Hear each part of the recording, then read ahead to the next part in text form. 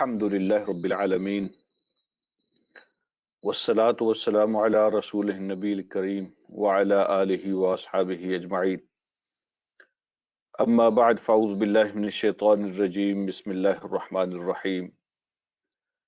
لا تقم فيه أبدا لمسجد أسس على التقوى من أول يوم أحق أن تقوم فيه رجال يحبون أن يتطهروا والله يحب المطهرين. صدق اللہ مولانا العظیم. اللہم صلی علی سیدنا مولانا محمد مبارک وسلم علیہ صلاۃ سلاما کثیرا کثیرا. قابل احترام میرے بھائیوں، قابل احترام اسلامی مائیں اور بہنیں، السلام علیکم ورحمۃ اللہ وبرکاتہ. پچھلا درس جہاں ہم نے ختم کیا تھا تو وہاں پہ مسجد زرار کی سٹوری جو ہے وہ بیان ہو رہی تھی. غزوہ تبوک سے واپسی پر حضور علیہ الصلوۃ والسلام نے وہ جو مدینہ میں مسجد بنائی گئی تھی شرارت کی بنیاد پر، اس کو گرانے کا حکم دے دیا تھا. تو حضور علیہ الصلوۃ والسلام کے مدینہ داخل ہونے سے پہلے آپ نے کچھ صحابہ کو بھیجا تھا تو اس مسجد کو گرا دیا گیا تھا، ختم کر دیا گیا تھا. اور پچھلے درس میں ہی آپ نے ابو عامر کا تذکرہ سنا تھا. ایک عیسائی عالم تھا ابو عامر، تو ابو عامر راہب کے نام سے مشہور تھا. تو اس کو اس علاقے میں بڑا شیخ سمجھا جاتا تھا. وہ مذہبی طور پہ بڑا لیڈر تھا اس علاقے کا، اور سارے اس کو شیخ سمجھتے تھے. اور یہ جو چیز ہوتی ہے نا جس کو کہتے ہیں ہم عصری، یعنی ایک ہی زمانے میں جب دو اس طرح کے لوگ پائے جاتے ہوں نا اکٹھے یا دو سے زیادہ، تو جو ایک دوسرے سے پھر تھریٹ فیل کرتے ہیں، جب وہ آپس میں ایک دوسرے کے ساتھ پھر مقابلہ کرنے لگ جاتے ہیں، تو پھر وہ دل میں تعصب پیدا ہوتا ہے، نفرت پیدا ہوتی ہے، دشمنی بن جاتی ہے پھر.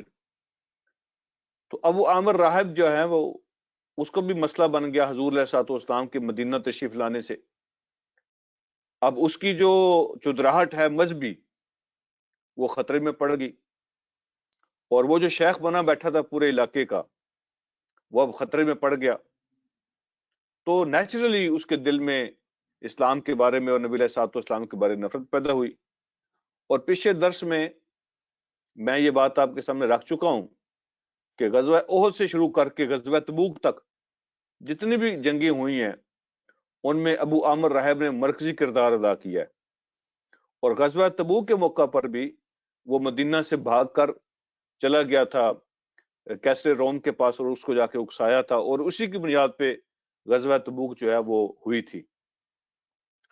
اور وہاں روم کے اندر بیٹھ کر مدینے کے منافقین کے ساتھ وہ رابطے میں رہتا تھا، اور پلان یہ کیا گیا تھا کہ ہماری جو کاروائیاں ہیں ان کو کیسے کور مل سکتا ہے، وہ کیسے چھپ سکتی ہیں.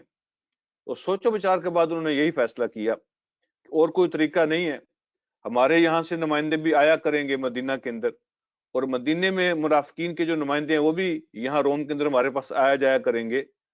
تو ان کو کور ملنے کے لیے سب سے بہترین طریقہ یہ ہے کہ مذہبی لبادے کے اندر ہم آیا کریں گے، وہاں مسجد ایک بنا دی جائے، وہ مسجد ہمارا مورچہ ہوگا، وہیں پہ اکٹھ ہوا کرے گا، وہیں پہ خبریں لینے دینے کا بندوبست ہو جایا کرے گا، اور وہیں پہ ہماری میٹنگیں اور پلان ہو جایا کریں گے. تو ضرورت نہیں تھی مدینہ کے اندر، اس سے پہلے دو مسجدیں جو ہیں وہ موجود تھی، مسجد قباء بھی جو مدینہ کے تھوڑی باہر تھی اس وقت، اور مسجد نبوی جو مدینہ کے اندر تھی. تو دونوں جو ہیں وہ مدینہ کی ضرورتیں پوری کر رہی تھیں، ضرورت نہیں تھی. لیکن انہوں نے حضور علیہ الصلوۃ والسلام سے یہ جا کے عرض کیا کہ کچھ لوگ جو ہیں وہ بوڑھے ہو گئے ہیں اور کبھی کبھی موسم کی بھی خرابی ہوتی ہے، تو ان کو مسجد قباء میں جانے کے لیے مشکل پیش آتی ہے. اگر آپ اجازت دیں تو یہاں محلے کے اندر ہی ہم چھوٹی مسجد بنا لیں تاکہ بوڑھے لوگ جو ہیں ان کو بھی آسانی ہو، اور موسم جب خراب ہو تو لوگوں کے لیے بھلا ہو جائے. تو نیت ان کی خراب تھی، تو مسجد انہوں نے بنا لی، اور پھر نبی علیہ الصلوۃ والسلام سے آ کے ریکویسٹ کی کہ ایک دفعہ آپ تشریف لائیں، اس کی اوپننگ ہو جائے، ایک نماز آپ وہاں پڑھا دیں تو اس کے بعد انشاءاللہ ہم کنٹینیو کر لیں گے۔ تو حضور علیہ الصلوۃ والسلام نے فرمایا کہ ابھی تو تبوک کا مرحلہ ہے، ہم تبوک کے سفر کی تیاری کر رہے ہیں، واپس آ کر دیکھیں گے۔ تو اللہ رب العالمین نے حضور علیہ الصلوۃ والسلام کو تبوک سے واپسی کے سفر میں اس مسجد کی ساری جو ہے نا وہ حقیقت اور کہانی وہ بتا دی، اور حضور علیہ الصلوۃ والسلام کو حکم دیا کہ آپ نے اس مسجد میں نہیں جانا اور اس کو گرا دینا ہے۔ تو میں نے یہ بھی آپ سے عرض کیا تھا کہ یہی ابو عامر ہے، اللہ رب العالمین کی اپنی پلاننگ ہوتی ہے۔ تو اس کا جو بیٹا ہے، اللہ پاک نے ان کو اسلام کی دولت سے نوازا، اور بڑے مشہور صحابی ہیں حضرت حنظلہ رضی اللہ تعالیٰ عنہ، جن کو غسیل الملائکہ کہتے ہیں۔ تو حضرت حنظلہ رضی اللہ تعالیٰ عنہ اسی ابو عامر راہب کے بیٹے تھے۔ اور دوسری طرف جو منافقین کا سردار تھا عبداللہ بن ابی، اللہ نے اس کی اولاد کو، بیٹوں کو بھی اور بیٹیوں کو بھی، اللہ رب العالمین نے دین کی دولت عطا فرما دی۔ جیسے اللہ قرآن میں فرماتے ہیں نا کہ زندوں سے مردوں کو نکالتے ہیں اللہ تعالیٰ، مردوں سے زندہ کو نکال لیتے ہیں۔ تو ایسے لوگوں کے گھروں میں بھی اللہ رب العالمین نے دین کو داخل فرما دیا۔ خود اس کا بیٹا عبداللہ بن ابی کا، ان کا نام بھی عبداللہ تھا، وہ بڑے مخلص اور حضور علیہ الصلوۃ والسلام کے وفادار اور اسلام کے بڑے شیدائی وہ مسلمان تھے۔ خود اپنے باپ کا راستہ روک کے کھڑے ہو گئے تھے کہ تم ذلیل اور تم مدینے کے اندر داخل نہیں ہو سکتے ہو، اور حضور علیہ الصلوۃ والسلام کی انٹرفیرنس پر اس نے اپنے باپ کو مدینے میں آنے کی اجازت دی تھی۔ تو عبداللہ بن ابی کا جو بیٹا ہے حضرت عبداللہ، وہ بھی بڑے مخلص مسلمان تھے، اور اس کی بیٹی جمیلہ جو حضرت حنظلہ کی وائف تھیں، اللہ پاک نے ان کو بھی دین کی دولت سے نواز دیا تھا۔ تو یہ اللہ رب العالمین کے فیصلے ہوتے ہیں۔ یہ جو مسجد ہے، آج کے سبق میں اللہ پاک نے تقابل پیش کیا ہے۔ مسجد قباء جو اصلی مسجد ہے جس کی بنیاد تقویٰ ہے، اس کا، اور یہ جو مسجد زرار بنی تھی اس کا، اللہ رب العالمین نے تقابل پیش کیا ہے، کمپیریزن پیش کیا ہے کہ مسجد اصل میں ہوتی کیا ہے اور کس چیز کا نام مسجد ہے۔ تو وہ بھی اللہ رب العالمین نے پیش فرمایا ہے، اور ساتھ ہی یہ بھی بتا دیا ہے کہ آپ کو اجازت نہیں ہے وہاں جانے کی، اللہ نے آپ کو روک دیا، منع کر دیا۔ تو اللہ رب العالمین فرماتے ہیں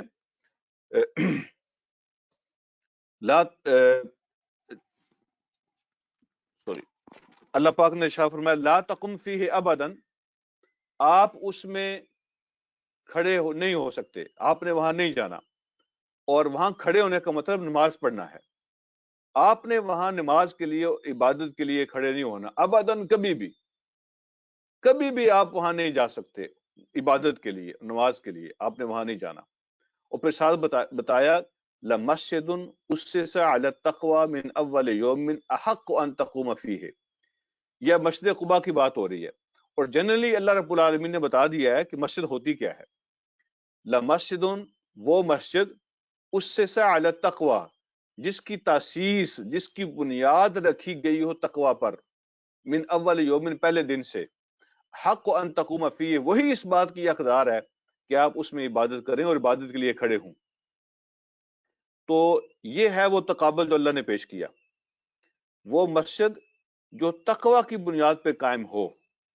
اس کا کیا مطلب ہے؟ اس کا مطلب یہ ہے کہ اصل مسجد، اس کی عمارت زمین پر نہیں ہوتی۔ جو اصل مسجد ہوتی ہے اس کی عمارت اور بلڈنگ جو ہوتی ہے وہ بنانے والے کے دلوں میں ہوتی ہے۔ اگر اس کو بنانے والے اور اس کو چلانے والے، ان کے دلوں میں تقوی ہوتا ہے اور وہ تقوی کی بنیاد پہ اس بلڈنگ کو بناتے ہیں، وہ اصل مسجد ہوتی ہے۔ اور جن کے دلوں میں اللہ کا تقوی نہیں ہوتا، وہ ان کی مسجد نہیں ہوتی، وہ تو بت خانہ ہوتا ہے۔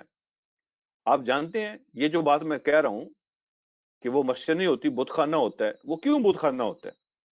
اس لیے کہ انسان کے اپنے اندر بھی کچھ بت ہوتے ہیں، لکڑی پتھر کے علاوہ انسان کے اپنے اندر بھی کچھ بت ہوتے ہیں۔ تو جس کے دل کے اندر تقوی نہیں ہوتا، اس کی نیت ٹھیک نہیں ہوتی، وہ اپنے اندر کے بتوں کے لیے وہ مسجد بھی بنایا تو وہ بت خانہ ہی ہوتا ہے۔ اپنے اندر جو اس کی گندگی ہوتی ہے اور اپنے اندر جو اس کی بدنیشتی ہوتی ہے، اس کو اگر وہ مذہب کا لباس پہنا کر لوگوں کے سامنے پیش کرنا چاہے تو وہ اپنے اندر کے بت کے لیے بلڈنگ اصل میں بنا رہا ہوتا ہے. یہ بات ہے جو اللہ رب العالمین نے فرمائی ہے.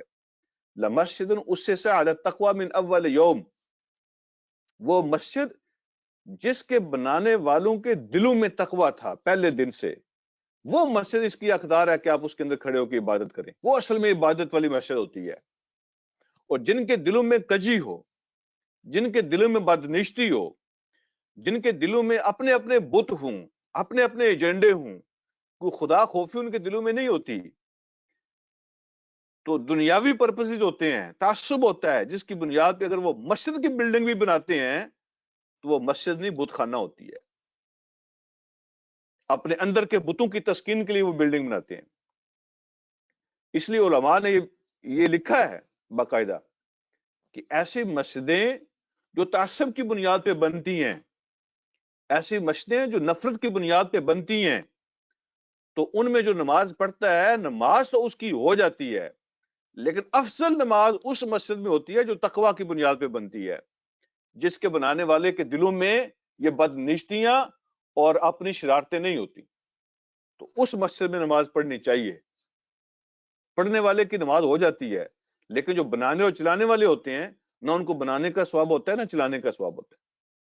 تو یہ تقابر اللہ پاک نے پیش کیا ہے. آپ نے اس مسجد میں کھڑے نہیں ہونا اس لیے کہ اس کی بنیاد تقوی نہیں ہے، لیکن وہ مسجد قباء کی طرف اشارہ فرمایا جس کے بنانے والے کے دلوں میں تقوی تھا پہلے دن سے ہی، اس بنیاد پہ مسجد بنائی ہے، وہ اس بات کی حقدار ہے کہ آپ اس کے اندر کھڑے ہو کے عبادت کریں.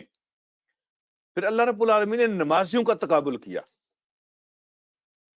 بلڈنگ کا تقابل کرنے کے بعد نا، بلڈنگ کا کمپیریزن کرنے کے بعد اب نمازیوں کا کمپیریزن کیا. سبحان اللہ. فرمایا فیہ رجال یحبون ان یتطہروا، یہ جو مسجد قباء ہے اس کے نمازی اور وہ جو مسجد زرار ہے اس کے نمازی، ان دونوں میں بنیادی فرق کیا ہے؟ وہ گن سے بھرے ہوئے، منافقت سے بھرے ہوئے، دین کی دشمنی سے بھرے ہوئے، مسلمانوں کے درمیان جدائی ڈالنے کی نیتیں ہیں ان کی، وہ کفر کا اڈا بنا رہے ہیں. یہ ہے ان کے نمازی، اس مسجد کے نمازی. لیکن یہ جو مسجد قباء ہے، اس مسجد کے نمازیوں کے بارے میں کیا فرمایا؟ فیہ رجال یحبون ان یتطہروا، اس میں ایسے لوگ ہیں جو پسند کرتے ہیں کہ وہ طہارت اور پاکیزگی کو، وہ طہارت اور پاکیزگی کو پسند کرتے ہیں. یعنی انہوں نے اپنی اندر کی طہارت کی ہے، ان کے دلوں کے اندر اس طرح کے بت نہیں ہیں، ان کی نشتوں کے اندر کوئی خرابی نہیں ہے، ان کے اندر خدا خوفی ہے. یعنی انہوں نے اپنا تزکیہ کیا ہے، انہوں نے اپنے نفس کو پاک کیا ہے، اور نفس کی پاکی کی بنیاد پہ انہوں نے مسجد کو بنایا. ایک مطلب اس کا یہ ہے واللہ یحب المطہرین، اور اللہ ایسے لوگوں کو بہت پسند فرماتا ہے جو اپنا تزکیہ کرتے ہیں اور اپنے آپ کو پاک رکھتے ہیں، اپنے کردار کو، اپنے اخلاق کو، اپنی سوچوں نیشتوں کو پاک رکھتے ہیں. اللہ ان کو بہت پسند فرماتے ہیں. تو یہ تو ہے اس کا مین مطلب. ایک مطلب اور بھی لوگوں نے بیان کیا ہے کہ جب یہ آیت نازل ہوئی تو لوگوں نے پوچھا قباء کے نمازیوں سے کہ تم کون سا خاص کام کرتے ہو کہ اللہ رب العالمین نے تمہاری تعریف کی ہے، اور خاص طور پہ تمہاری طہارت اور پاکیزگی کی تعریف کی ہے. تو انہوں نے عرض کیا کہ ہم جو ہے وہ پریفر کرتے ہیں، ہم کوشش کرتے ہیں کہ ہم اپنی طہارت کے لیے پانی کو استعمال کریں. تو ہمیشہ استنجا کرنے کے لیے، طہارت کے لیے ہم پانی کو استعمال کرتے ہیں. تو پانی کا استعمال جو ہوتا ہے وہ سب سے بہترین طہارت ہے. اللہ پاک نے ان کی تعریف کی، لیکن اس کو صرف پانی کے استعمال تک محدود نہ رکھیں. یہ جو لفظ طہارت ہے یہ اندر کی طہارت کو بھی شامل ہے، اور جسم کی طہارت کو بھی شامل ہے، یہ سوچ کی طہارت بھی اس کے اندر شامل ہے، فکر کی طہارت اس کے اندر شامل ہے. وہ بہت نیک اور پاک لوگ ہیں، وہ با اخلاق لوگ ہیں، انہوں نے اپنا تزکیہ کیا ہے، اپنے آپ کو پاک اور صاف کیا ہے. تو وہ لوگ جو ہیں ان کو اللہ بہت پسند کرتا ہے. تو مسجد کی بھی کمپیریزن کیا اور نمازیوں کا کمپیریزن بھی کیا. اس کے بعد اللہ فرماتے ہیں افمن اسس بنیانہ علی تقوی من اللہ. تو اللہ فرماتے ہیں اب مقابلہ کر کے مجھے خود تم بتاؤ کہ کون سی مسجد اور کون سے لوگ وہ بہتر اور اچھے ہو سکتے ہیں. فرمایا افمن، کیا وہ شخص اسس بنیانہ، جس نے اپنی عمارت کی بنیاد رکھی علی تقوی من اللہ، اللہ رب العالمین کی طرف سے تقوی پر بنیاد رکھی. مطلب یہ ہے کہ اس نے اپنی جب عمارت کی بنیاد رکھی نا تو اس کا دل پاک تھا، دل صاف تھا، نیک نیستی کے ساتھ خدا کو راضی کرنے کے لیے، دین کی خاطر اس نے اس بلڈنگ کی بنیاد رکھی. اور فرمایا وردوان، اور اللہ رب العالمین کی رضا حاصل کرنے کے لیے، اللہ کو راضی کرنے کے لیے اس نے یہ کام کیا. کوئی اور ایجنڈا نہیں تھا اس کا، اللہ کی رضا کے لیے اس نے یہ کام کیا. خیرن، کیا یہ بہتر ہے، یہ والی بلڈنگ اور اس بلڈنگ کے بنانے والے بہتر ہوتے ہیں، ام، یا وہ لوگ، ام من اسس بنیانہ، یا وہ جس نے اپنی بلڈنگ کی بنیاد اس بات پہ رکھی، شفا جورفن ہارن، ایسے کنارے کے اوپر جس کے نیچے سے مٹی نکل چکی ہو. ٹھیک ہے، مثال دی ہے مفسرین نے، جیسے کوئی دریا بہتا ہو نا، تو اس کے کنارے سے پانی نیچے سے مٹی نکال دے، نیچے سے پانی نے مٹی کو نکال دیا، اب اوپر کا کنارہ صرف کھڑا ہوا ہے، اس کے نیچے بنیاد نہیں ہے. ٹھیک ہے، نیچے سے مٹی نکل چکی ہے، جو اوپر والا حصہ ہے نا وہ تھوڑا سا کھڑا ہوا ہے، اس کے نیچے کوئی بنیاد نہیں ہے، نیچے سے خالی ہے. اس کے اوپر جو بندہ بلڈنگ بنائے گا تو وہ گرے گی، کیونکہ اس کے نیچے کوئی چٹان نہیں ہے، کوئی بنیاد نہیں ہے، کوئی پلر نہیں ہے، نیچے سے زمین خالی ہو چکی ہے، پانی نے نیچے سے زمین کو خالی کر دیا ہے. اس کے اوپر بلڈنگ بنانے والا کسی وقت بھی گرنے والا ہے. اللہ رب العالمین فرماتے ہیں کہ کیا وہ مسجد جو تقوی کی بنیاد پہ اللہ کو راضی کرنے کے لیے بنی ہو وہ اچھی ہوتی ہے، یا کوئی ایسی بلڈنگ جو ایسے کنارے پر بنائی گئی ہو جو کھائی کے اندر گرنے والا ہو، فنہارا بھی فی نار جہنم، اور پھر وہ اس کو لے کے دوزخ کی آگ میں جا گرے. ٹھیک ہے، یہ جو گرنے والی بلڈنگ ہے یہ گرے گی بھی تو کسی دریا میں نہیں بلکہ دوزخ کی آگ میں گرے گی. تو ایسی کچی اور کمزور بنیاد پر جس نے بلڈنگ بنائی ہو، کیا وہ بہتر ہے، یا جس نے اللہ کے تقوی پر جس کی بنیاد بڑی سٹرانگ ہے، نیچے چٹان ہے، تقوی کی چٹان، ایمان کی چٹان، اسلام کی چٹان اور بنیاد، اس کے اوپر اس نے بلڈنگ بنائی ہو، تو اس میں سے کون سی بہتر ہو سکتی ہے؟ اللہ فرماتے ہیں واللہ لا یہدی القوم الظالمین، اللہ ظالم لوگوں کو ہدایت نہیں دیتے. اگلی بات اللہ فرماتے ہیں لا یزال بنیانہم الذی بناؤ، ہمیشہ کے لیے یہ جو بلڈنگ انہوں نے بنائی، ریبتن فی قلوبہم، ان کے دلوں کے اندر شک کو جو ہے نا وہ پکا کر دے گی. شک، ریبہ یہ ریب سے ہے، جو سورت بقرہ کے شروع میں ہم نے پڑھا تھا نا، الف لام میم ذالک الکتاب لا ریب فیہ، ریب کا معنی شک ہوتا ہے، ریبتن اسی سے نکلا ہے. تو یہ جو بلڈنگ انہوں نے بنائی ہے یہ ہمیشہ کے لیے ان کے دلوں کے اندر شک کا بیج اس نے بو دیا ہے. شک اب وہ کبھی ختم نہیں ہو سکتا.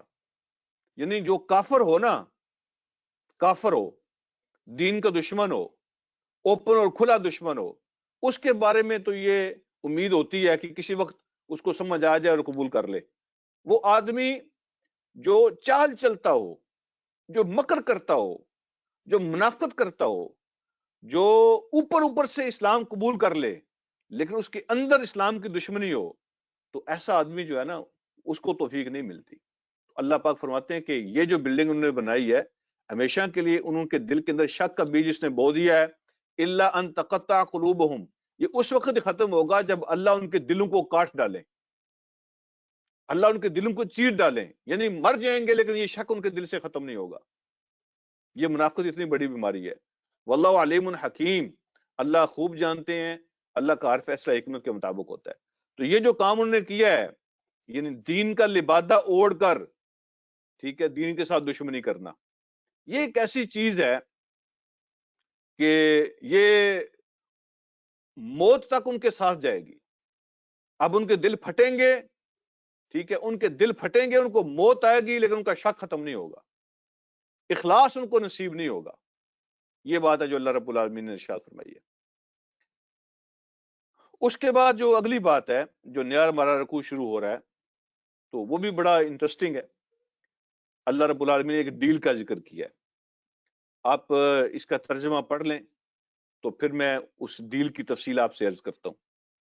ان اللہ اشترى من المؤمنین انفسهم واموالهم بان لهم الجنہ، بے شک اللہ نے خرید لیا ہے، اللہ نے خرید لیا ہے من المؤمنین، مومنوں سے، انفسہم ان کی جانیں، واموالہم اور ان کے مال، اللہ نے مومنوں سے ان کی جانیں اور ان کے مال خرید لیے ہیں، اور بدلے میں کیا دیا ہے؟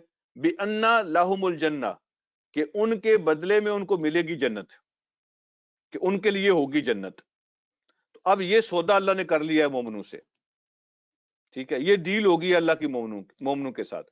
بے شک اللہ نے مومنوں کی جانیں اور ان کے مال ان سے خرید لیے ہیں کہ بے شک بدلے میں ان کو ملے گی جنت، ٹھیک ہے جی۔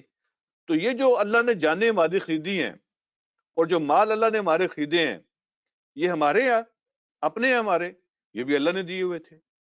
تو یہ کتنی عجیب بات ہے کہ ایک آدمی آپ کی جیب میں پیسے ڈالے، پیسے بھی وہ آپ کی جیب میں ڈالے، اور پیسے ڈالنے کے بعد پھر کہے کہ یہ کار جو ہے نا اس کا میرے ساتھ سودا کر لو، آپ پیسے دو اور یہ کار لے لو، اس پلاٹ کا سودا کر لو، اس کوٹھی بنگلے کا سودا کر لو، اور وہ پیسے آپ کی جیب کے اندر وہ خود ڈالتا ہے پہلے، پھر وہ کہتا ہے کہ اس چیز کا سودا کر لو میرے ساتھ اور یہ لے لو۔ یہ ڈبل رحمت ہوتی ہے۔ تو اللہ رب العالمین نے بھی ایسا ہی کیا ہے، جان بھی اللہ کی، مال بھی اللہ کا، وہ ہماری جیب میں ڈال کے پھر اللہ کہتے ہیں میرے ساتھ ڈیل کرو، جنت لے لو اور جان مال مجھے دے دو۔ تو اللہ رب العالمین فرماتے ہیں کہ بے شک اللہ نے مومنوں سے ان کی جانیں اور ان کے مال خرید لیے ہیں کہ اس کے بدلے میں ان کو ملے گی جنت۔ یہ کون سے مومن ہیں؟ ان کی نشانیاں بیان فرمائی ہیں۔ فرمایا یقاتلون فی سبیل اللہ، وہ اللہ کے راستے میں لڑتے ہیں۔ اس کا مطلب یہ نہیں ہے کہ ایسے مومن ہیں جو ہر وقت اللہ کے راستے میں لڑتے ہی رہتے ہیں، نہیں نہیں نہیں نہیں، اس کا مطلب یہ ہے یقاتلون فی سبیل اللہ، یہ وہ لوگ ہیں جب ضرورت ہوتی ہے تو اللہ کے راستے میں لڑتے ہیں، ٹھیک ہے۔ کوئی اس کا مطلب یہ نہ سمجھے کہ اللہ رب العالمین نے مومنوں کی جو تعریف کی ہے وہ یہ ہے کہ ہر وقت لڑتے رہتے ہیں، ایسی نہیں ہے۔ جب اللہ بلاتے ہیں، جب اللہ پکارتے ہیں ان کو، جب ان کے دین کو ضرورت ہوتی ہے تو وہ اللہ کے راستے میں اپنی جانیں پیش کرتے ہیں، پھر وہ اللہ کے راستے میں لڑتے ہیں۔ یقاتلون فی سبیل اللہ، ضرورت جب ہوتی ہے تو اللہ کے راستے میں وہ قتال کرتے ہیں۔ فیقتلون و یقتلون، وہ قتل ہوتے بھی ہیں اور قتل کرتے بھی ہیں، وہ مارتے بھی ہیں اور مرتے بھی ہیں۔ پھر ان کو اس بات کی غرض نہیں ہوتی کہ میری جان چلی جائے گی، تو وہ کہتے ہیں کہ جس کام کے لیے اللہ نے بلایا ہم حاضر ہیں، جس نے جان دی تھی تو اسی نے مانگی ہے تو ہم حاضر ہیں۔ تو وہ مارتے بھی ہیں اور وہ مرتے بھی ہیں۔ تو اللہ فرماتے ہیں وعدن علیہ حقا، یہ اللہ رب العالمین کے ذمے پکا وعدہ ہے، یہ اس کے ذمہ ہے پکا وعدہ۔ یہ تورات کے اندر بھی اللہ نے بیان کیا، انجیل کے اندر بھی بیان کیا، اور قرآن کے اندر بھی بیان کیا، فی التوراۃ والانجیل والقرآن۔ یہ جو اللہ کا وعدہ ہے نا مومنوں کے ساتھ کہ تمہاری جان اور مال کے بدلے میں تمہارے لیے جنت ہے، یہ سودا میرے ساتھ کر، ڈیل میرے ساتھ کر لو، تو یہ اللہ رب العالمین نے تورات کے اندر بھی کیا، انجیل کے اندر بھی کیا، قرآن کے اندر بھی کیا، ہر زمانے کے مومنوں کے لیے۔ اور اگلی بات فرمائی ومن اوفا بعہدہ من اللہ، کون ہے جو اپنے وعدے کو وفا کرنے والا ہو اللہ سے بڑھ کے؟ اللہ سے زیادہ اپنے وعدے کو پورا کرنے والا کون ہو سکتا ہے؟ جب اللہ نے وعدہ کر لیا، ڈیل کر لی ہے، تو اللہ سے زیادہ اپنی ڈیل کو پورا کرنے والا کون ہو سکتا ہے؟ تو پھر اللہ فرماتے ہیں فاستبشروا، تو پھر خوش ہو جاؤ، خوش ہو جاؤ، ٹھیک ہے، گلیڈ ٹائڈنگس فار یو، خوشیاں مناؤ، کس بات پر؟ بے بیعکم، اپنے اس سودے پر، اپنے اس ڈیل پر۔ بیع کا معنی ہوتا ہے نا کوئی چیز فروخت کرنا یا خریدنا، سودا کرنا۔ تو فاستبشروا، خوش ہو جاؤ، خوشیاں مناؤ، بے بیعکم، اپنے سودے پر اور ڈیل پر، الذی، وہ جو بایعتم بہی، جو تم نے ڈیل اللہ کے ساتھ کی ہے، جو ڈیل تم نے اللہ کے ساتھ کی ہے، جو سودا تم نے اللہ کے ساتھ کیا ہے، اپنے سودے پر خوش ہو جاؤ۔ وذالک هو الفوز العظیم، اور یہ بہت بڑی کامیابی، یہ ہے اصل میں سب سے بڑی کامیابی۔ تو جس کی یہ ڈیل ڈن ہو جائے اس کے لیے بہت بڑی کامیابی۔ اب یہ جو ڈیل جس کا ذکر اللہ نے یہاں کیا ہے اس کے بارے میں چند باتیں آپ سن لیں اس کو سمجھنے کے لیے، ڈیل ہے کیا، ٹھیک ہے۔ اس کے بعد پھر آگے اللہ رب العالمین نے جو صفتیں بیان کی ہیں مومنین کی وہ میں آپ سے عرض کرتا ہوں۔ سب سے پہلی بات، جب بندہ کلمہ پڑھتا ہے نا تو اس ڈیل کو سائن کر لیتا ہے، کیونکہ اللہ نے فرمایا آیت کے اندر کہ من المؤمنین، یہ ڈیل ہر مومن کے ساتھ اللہ کرتے ہیں۔ تو جو کلمہ پڑھ لیتا ہے، تو کلمہ پڑھنا ڈیل کو سائن کرنا ہے. ٹھیک ہے جی. پھر اس ڈیل کے اندر جو ہے نا یہ پوائنٹ سسٹم ہے. ڈیل سائن کر کے بندہ شروع کر لیتا ہے کلمہ پڑھنے سے, یا جو مسلمانوں کے گھر میں پیدا ہوتا ہے جب وہ بالغ ہو جاتا ہے تو وہ ڈیل کو سائن کر لیتا ہے اور وہ ڈیل شروع ہو جاتی ہے. ابھی سائن ہوا ہوتا ہے شروع میں, پھر وہ سودا شروع ہو جاتا ہے. اور یہ کمپلیٹ کب ہوتا ہے؟ کمپلیٹ ہوتا ہے بندے کی ڈیتھ پر. جب موت آتی ہے نا پھر یہ ڈیل کمپلیٹ ہوتی ہے. اور یہ پوائنٹ سسٹم ہے. پھر پوری زندگی میں جتنے اس نے پوائنٹ ارن کیے ہوتے ہیں, جتنے اس نے پوائنٹ لیے ہوتے ہیں وہ کاؤنٹ کیے جاتے ہیں.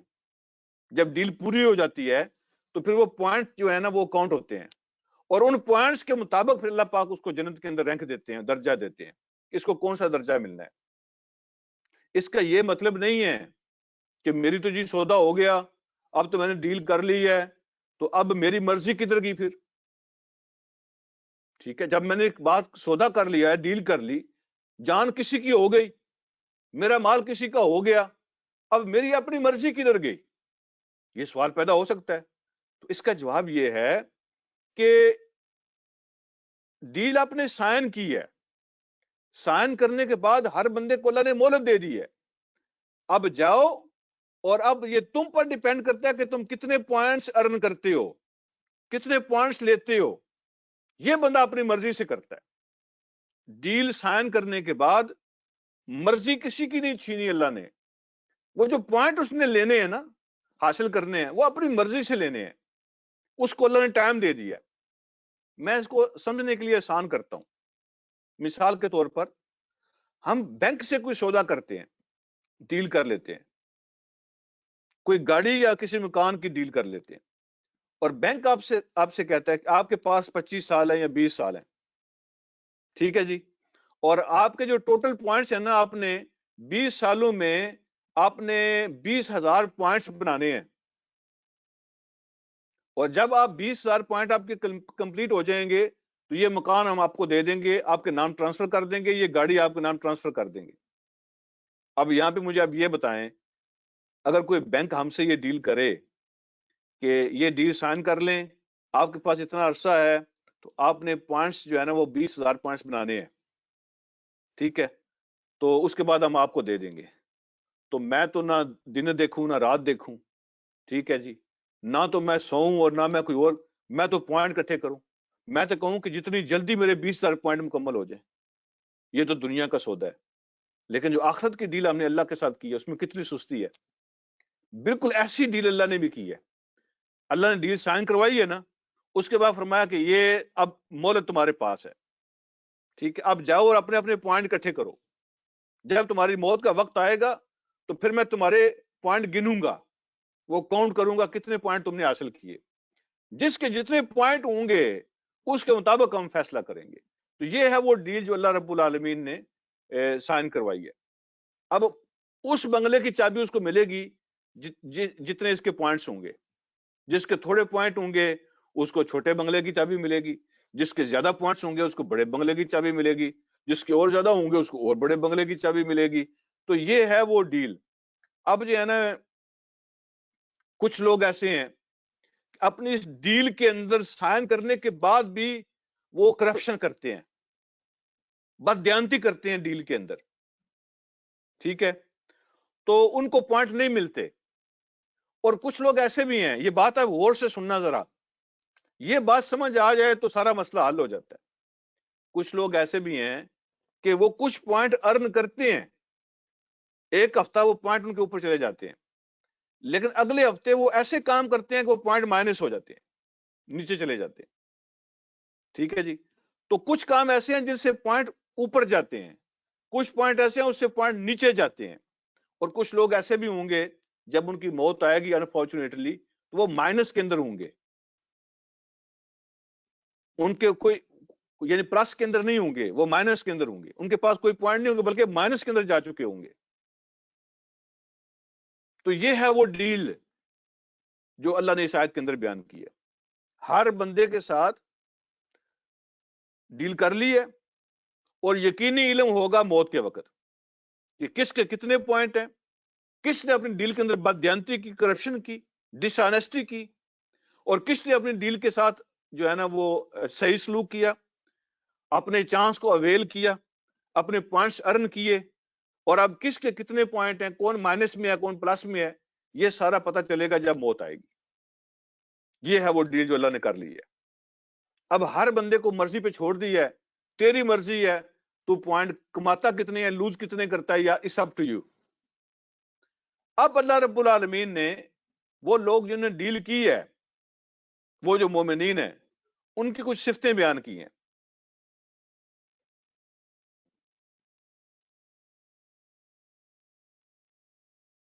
تقریباً میرے خیال میں 6 7 8 اور 9 صفتیں ہیں یہاں پہ۔ اب میں آپ سے درخواست کروں گا کہ میں اب اس کو پڑھنا شروع کرتا ہوں۔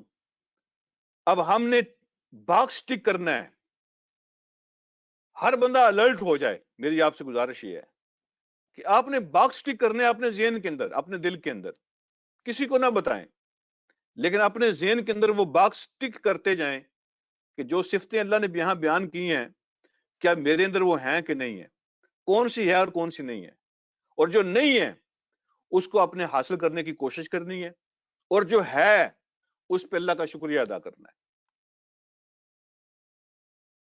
Okay, so we go ahead, that's tick box exercise now. ٹھیک ہے جی، سب سے پہلی جو صفت اللہ رب العالمین نے بیان کی ہے وہ ہے التائبون۔ التائبون کا معنی یہ ہوتا ہے کہ بار بار توبہ کر کے اللہ کے پاس واپس آنے والے۔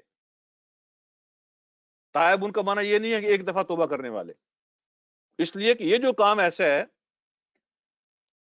یہ تو بار بار غلطی ہو جاتی ہے۔ اس کا معنی آپ یہ کر سکتے ہیں کہ توبہ کرتے رہنے والے، توبہ کرتے رہنے والے، غلطیاں ہو جاتی ہیں تو غلطیوں پہ پریشان ہو جانے والے، اور جب تک اللہ سے معافی نہ مانگ لیں ان کو سکون نہیں آتا۔ تو التائبون کا معنی ہے توبہ کرتے رہنے والے، بار بار اللہ کی طرف واپس آنے والے۔ غلطی بھی انسان سے بار بار ہوتی ہے، اور پھر ایک قرآن کا انداز ہے، قرآن نے یہاں پہ سارے جو ہے نا یہ ناؤن ذکر کیے ہیں، ناؤن، ورب نہیں کیے، فعل نہیں ہے، اسم ہے یہاں پہ، اور اسم کے اندر یہ طاقت زیادہ ہوتی ہے فعل کی نسبت۔ اللہ نے سارے اسم بیان کیے ہیں، تو اس کا اگر اللہ یہ کہتے ہیں نا توبہ کرنے والے، وہ جو توبہ کرتا ہے تو اس کا مطلب ہوتا ہے وہ ایک دفعہ توبہ کرتا ہے، اور التائبون کا معنی ہوتا ہے بار بار توبہ کرنے والا۔ تو یہ باکس آپ چیک کر لیں، کون ہے جس کو غلطی کا احساس ہوتا ہے، اس کو غلطی بے چین کرتی ہے، اپنے رب کے حضور معافی مانگتا ہے، اپنی غلطی کو ایڈمٹ کرتا ہے، اعتراف کرتا ہے۔ تو جو اعتراف کرتا ہے نا وہ کمزوری نہیں ہوتی، اعتراف کرنا خوبی ہوتی ہے، غلطی مان لینا یہ بندے کی خوبی اور کوالٹی ہوتی ہے۔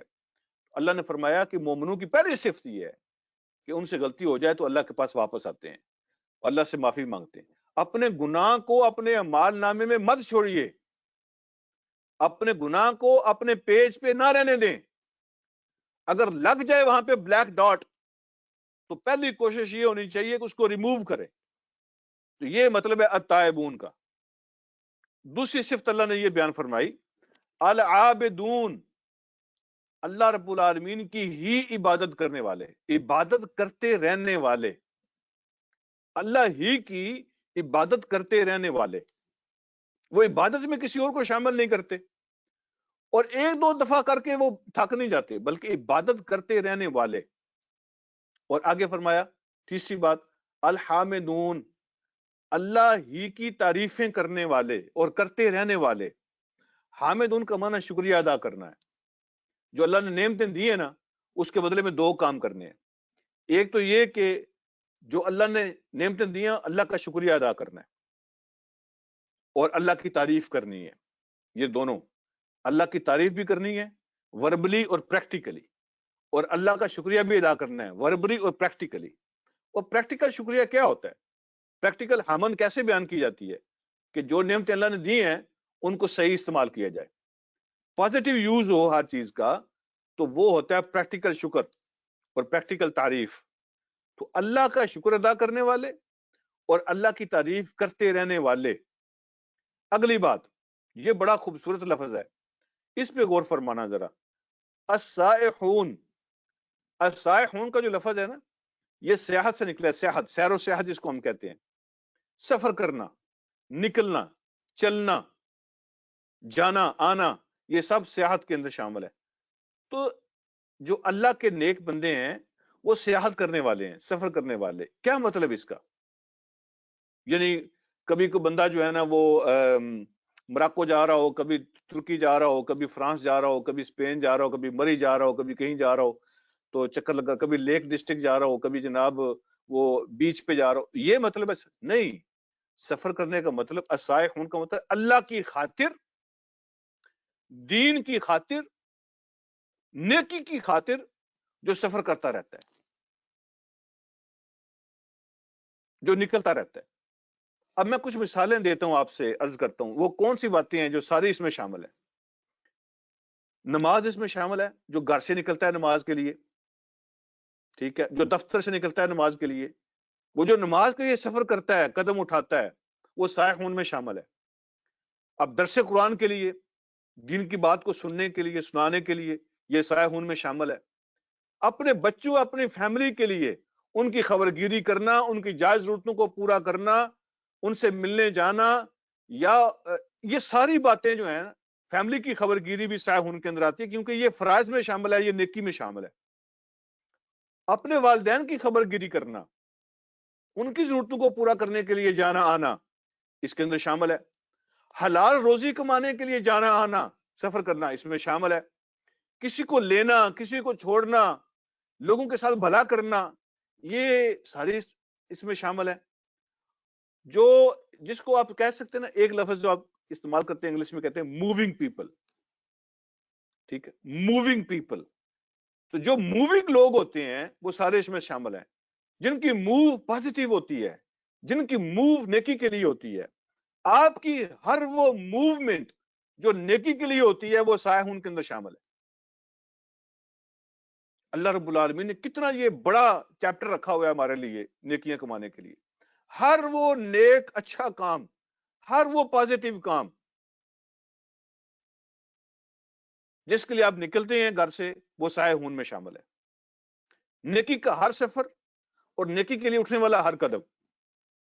اگلی بات، الراکعون الساجدون، رکوع کرنے والے، سجدہ کرنے والے. رکوع کرنے والے، سجدہ کرنے والے، تو بات تو ایک ہی ہے، دونوں کو مطلب نماز ہی ہے. تو اللہ نے الگ الگ دو کیوں ذکر کیے؟ رکوع بھی ذکر کیا، سجدہ بھی ذکر کیا. مطلب یہ ہے کہ جب رکوع کا وقت ہوتا ہے رکوع کرتے ہیں، جب سجدے کا وقت ہوتا ہے سجدہ کرتے ہیں. ایسا تو نہیں نہ ہو سکتا کہ جب سجدے کا وقت ہو بندہ رکوع میں چلا جائے، اور جب رکوع کا وقت ہو بندہ سجدے میں گیا ہوا ہو. ایسا نہیں ہوتا، ہر چیز کا اپنا ایک وقت ہوتا ہے. جو رکوع کے وقت میں رکوع کرتے ہیں، جو سجدے کے وقت میں سجدہ کرتے ہیں.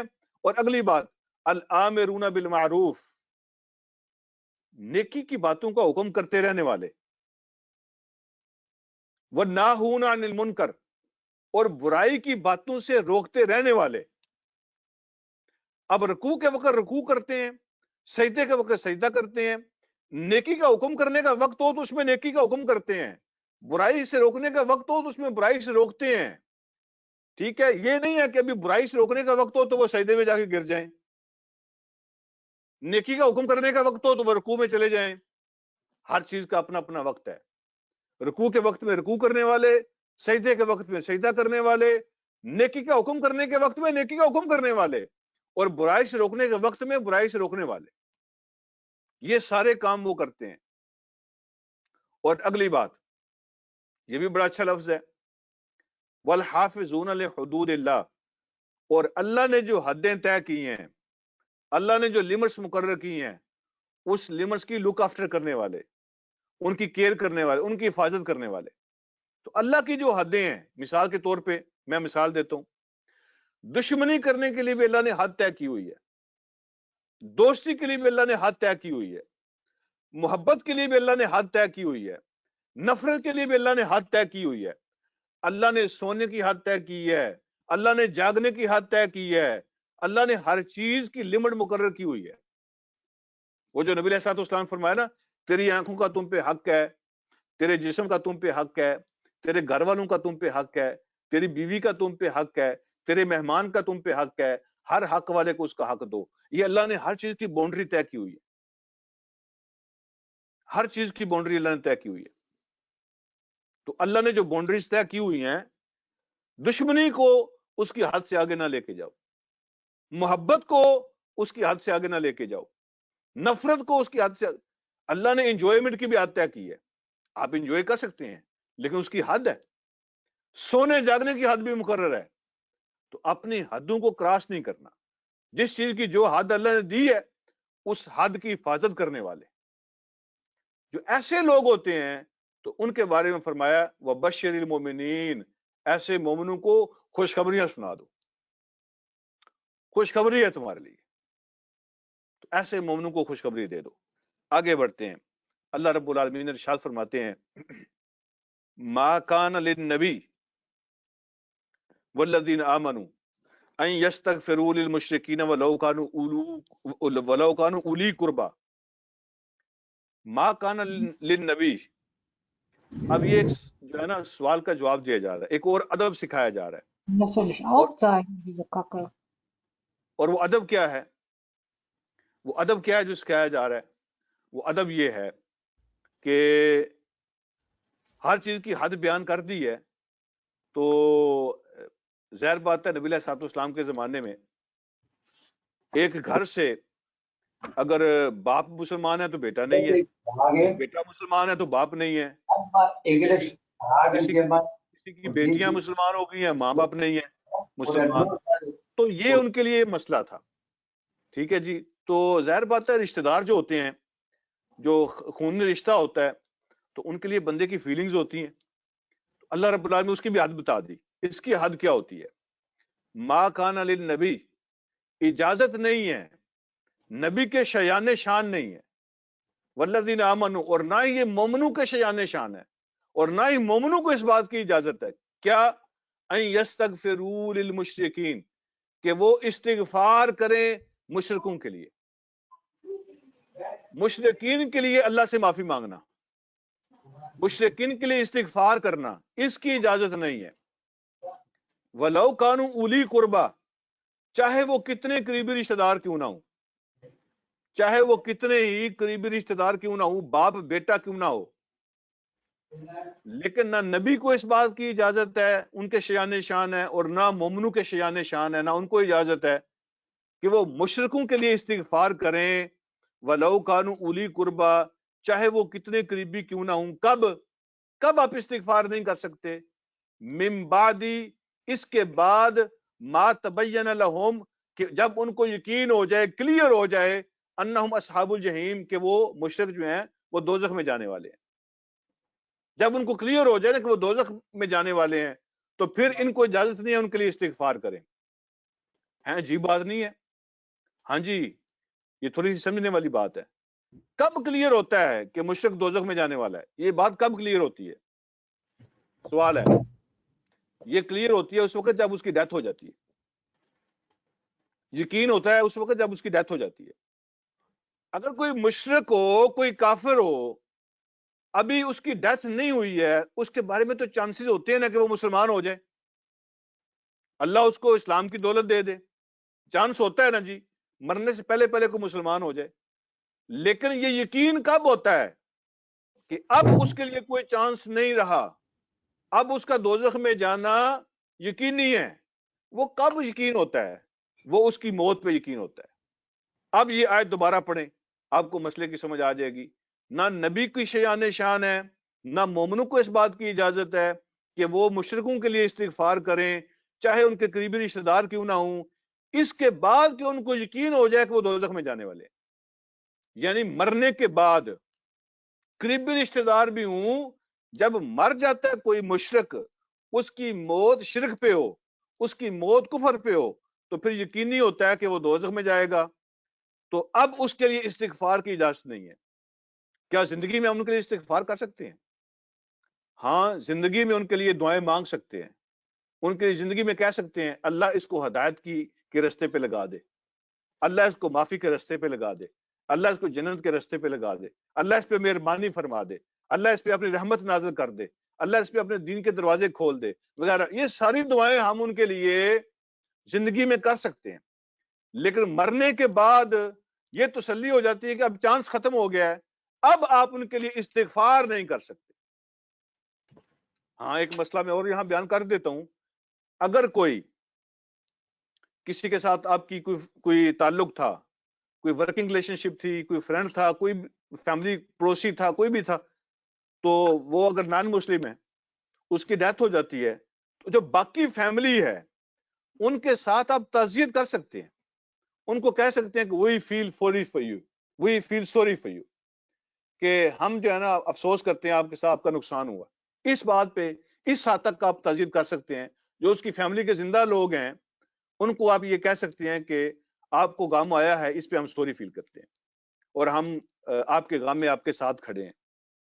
تو یہ آپ فیملی کو کہہ سکتے ہیں، لیکن مرنے والے کے لیے استغفار نہیں کر سکتے، کیونکہ اب وہ چانس اس کا ختم ہو گیا. ہم یہ ایک سوال باقی رہ سکتا ہے کہ ابراہیم علیہ الصلوۃ والسلام کے بارے میں 2-3 جگہ پہ قرآن میں آیا کچھ انہوں نے اپنے والد کے لیے استغفار کیا تھا، انہوں نے اپنے والد سے وعدہ کیا تھا استغفر لک ربی، میں اپنے رب سے آپ کے لیے استغفار کرتا رہوں گا. تو وہ جو ابراہیم علیہ السلام نے وعدہ کیا تھا، تو ابراہیم علیہ السلام کیسے اپنے باپ کے لیے استغفار کر سکتے ہیں؟ تو اس کا ایک جواب تو یہ ہے کہ ابراہیم علیہ السلام نے اپنے والد کے لیے جو استغفار کیا تھا وہ ان کی زندگی میں تھا. اس کا مطلب یہی ہے اللہ سے ہدایت کی دعا کرنا، تو وہ ان کی زندگی میں تھا، نمبر 1. نمبر 2، اس وقت تک اللہ کی طرف سے منع نہیں کیا گیا تھا. تو جب وہ ان کی ڈیتھ ہو گئی اور اللہ کی طرف سے روک دیا گیا، اس کے بعد ابراہیم علیہ السلام نے اپنے والد کے لیے استغفار نہیں کیا، کیونکہ اپنے باپ سے وعدہ کیا تھا، کیونکہ اپنے باپ سے وعدہ کیا تھا کہ میں آپ کے لیے استغفار کروں گا. تو ابراہیم علیہ السلام نے وعدے کے مطابق اپنے باپ کے لیے دعائیں مانگی، لیکن جب اللہ نے روک دیا تو پھر نہیں مانگی. جب اللہ نے روک دیا پھر نہیں مانگی. اور جب باپ کے بارے میں یہ یقین ہو گیا کہ اب اس کے لیے چانس ختم ہو گیا، پھر نہیں مانگی. تو یہ اگلی آیت کے اندر اللہ نے اس کا جواب دیا. اللہ رب العالمین فرماتے ہیں وما کان استغفار ابراہیم علیہ ابیہ، اور جو استغفار تھا نا ابراہیم علیہ السلام کا اپنے باپ کے لیے، وہ اس کے علاوہ کچھ نہیں تھا الا سوائے اس کے ام موعدۃ وعدہا ایہ، وہ تو ایک وعدہ تھا جو ابراہیم علیہ السلام نے اپنے والد سے کیا تھا. وہ تو ایک وعدہ تھا جو ابراہیم علیہ السلام نے اپنے والد سے کیا تھا. تو ابراہیم علیہ السلام نے جو استغفار کیا اپنے باپ کے لیے، وہ صرف اس لیے تھا کہ انہوں نے اپنے والد سے وعدہ کیا تھا اور اس وعدے کو پورا کرنے کے لیے انہوں نے دعا کی. فلما تبین لہ، اور جب ان کو کلیئر ہو گیا، جب ان کو یقین ہو گیا انہ عدو للہ، کہ بے شک وہ اللہ کا کلیئر دشمن ہے، وہ اللہ کا دشمن ہے، تبرأ منہ، تو ابراہیم علیہ السلام اپنے باپ سے علیحدہ ہو گئے، ان سے تعلق کاٹ لیا، بری ذمہ ہو گئے. تبرأ منہ کا معنی بری ذمہ ہو گئے، ان سے علیحدہ ہو گئے، تعلق کاٹ لیا. ان ابراہیم الاواہ حلیم، بے شک ابراہیم وہ بڑے کائنڈ تھے، کائنڈ نرم دل والے، حلیم اور بڑے بردبار تھے. ان کی طبیعت میں بڑا حلم تھا، ان کی طبیعت میں وہ بڑی صاف طبیعت کے مالک تھے، بڑے بردبار تھے اور بڑے نرم طبیعت والے تھے. تو اس لیے انہوں نے وعدہ کیا تھا، اپنے باپ سے وعدے کے مطابق وہ دعا کی، اور جب اللہ نے منع کر دیا اور کلیئر ہو گیا کہ اب ان کے پاس کوئی چانس نہیں ہے، تو ابراہیم علیہ السلام نے اپنے آپ کو علیحدہ کر لیا. یہ تھی وہ بات جو اللہ رب العالمین نے بیان فرمائی. آگے بڑھتے ہیں. اللہ رب العالمین ارشاد فرماتے ہیں وما کان اللہ لیضل قوما بعد اذ ہداہم، اللہ ایسے نہیں کرتے، اللہ ایسا نہیں کرتے لیضل قوما، اللہ کسی قوم کو، کچھ لوگوں کو گمراہ کر دیں، بعد اذ ہداہم، اس کے بعد کہ اللہ نے ان کو ہدایت دی ہو. اللہ ہدایت دینے کے بعد کسی کو گمراہ نہیں کرتے.